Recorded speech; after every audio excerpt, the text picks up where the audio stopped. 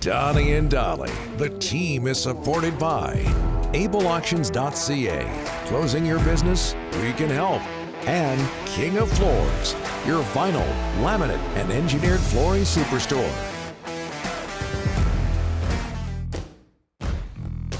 Just ahead of John Shannon, NHL Analyst Supreme. Donnie and Dolly presented by Able Auctions. If you have assets, inventory, or equipment you need to sell, email sales@ableauctions.ca. And King of Floors, your vinyl, laminate, and engineered flooring superstore. John Shannon joins us now in the wake of the Islanders' 3-2 overtime win over the Lightning. How are you, sir? Doing great, but I'm not sure I can compete with that argument you had with Ryan. That was holy smokes. That was something.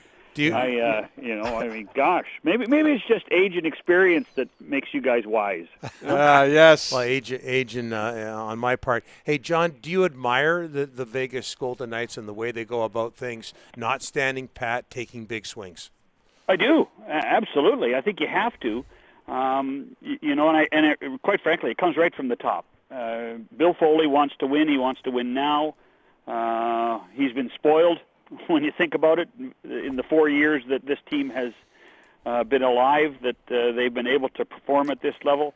The big question is, and Ryan does have a bit of a point about Nick Suzuki, but the point isn't Pacioretty for Suzuki, is that why were they able to, why did they decide to keep Suzuki and not get rid of, for instance, either Nick Hague or Cody Glass? Right. Cody Glass. That's the subjective side of all of this. Is that Kelly and George had a boatload of draft picks.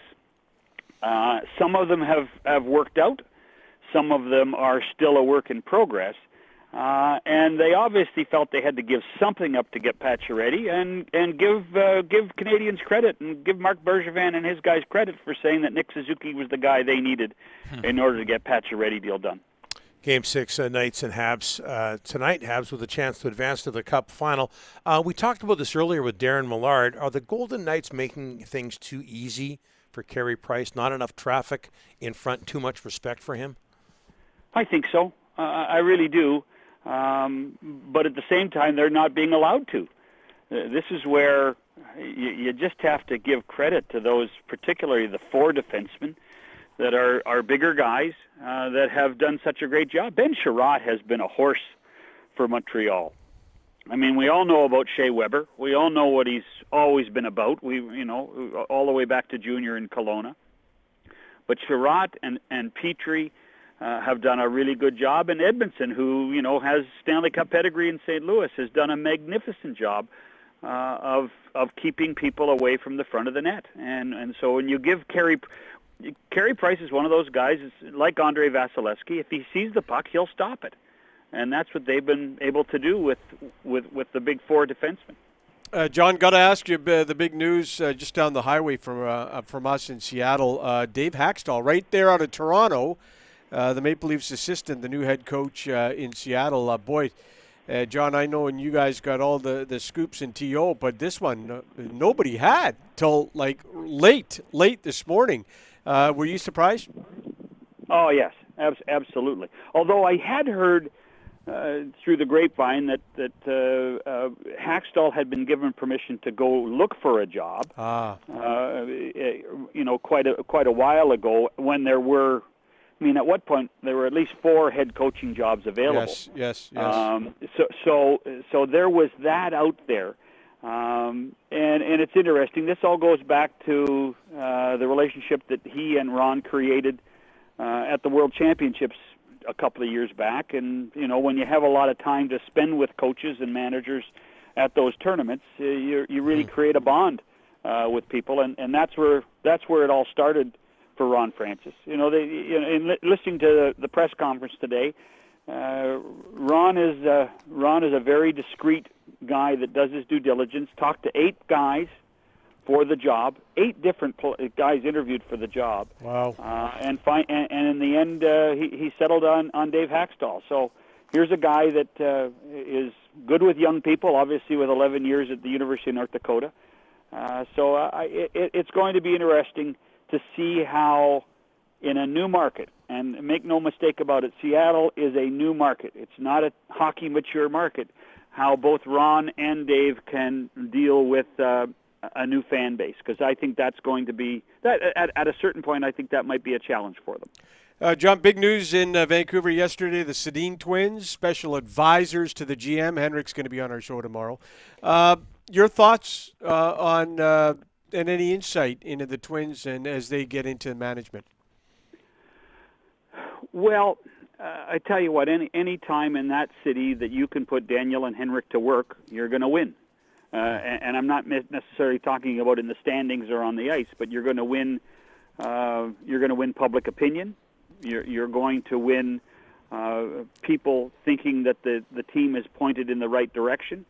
I don't think in my time, and it's a lot longer than Daniel and Henrik were in the NHL, but in my time, I don't think there was any more respect for any two players on any team than what the Twins did in Vancouver. Whether you talk to coaches that had them, a couple of the agents that worked with them over the years, and teammates. And so if you can bring some of that Swedish sensibility to the Vancouver Canucks, you're going to be in a better place. And perhaps the Abbotsford angle is a really good one, because a lot of teams talk about building through development. And if you can teach your young players at the AHL level to handle yourself and manage situations at a professional level like Daniel and Henrik did, then you've got a chance. Yeah, and they talked about that yesterday. Islanders come back to defeat the Lightning 3-2 in overtime. There are a million things that stuck out for everybody watching that game. But John, and I'm not just saying this because he's from Coquitlam, he's from around these parts, but how much fun is it to watch Matthew Barzal? Oh, wasn't he fantastic in the third period last night? Amazing. Awesome. I mean, and it has been, I'm sure that if you talk to Dad Michael or anybody in the family or even Matt and you got a good old Molson Canadian in him, you might be able to understand the roller coaster that he's been under, because he's a freewheeling, skating, freelancing hockey player, and that's difficult to do in the Barry Trotz system. And what he's been able to do, I think he understands the game at another level now. And then if you can take the responsibilities that Trotz gives him and combine that with his ability to do what he can do so well, I think we saw that last night. That one play that led to the goal, the Mayfield goal, where he stick-handled almost everywhere. I mean, that was magnificent, absolutely magnificent. And to me, we are seeing the development of a star player getting to a superstar. And I think when they get to their new arena next year, I think that we're going to see a heck of a lot more of Matt Barzal being an absolute superstar. Yep. And John, before we let you go, is this the best? And again, I can't remember year after year getting to that point where it's just not going to happen. But is this the best playoff hockey you've seen this deep into a postseason in a long time? This is, I tell you, this is the best third round. I think we've had better years of hockey in the first two rounds in the old system.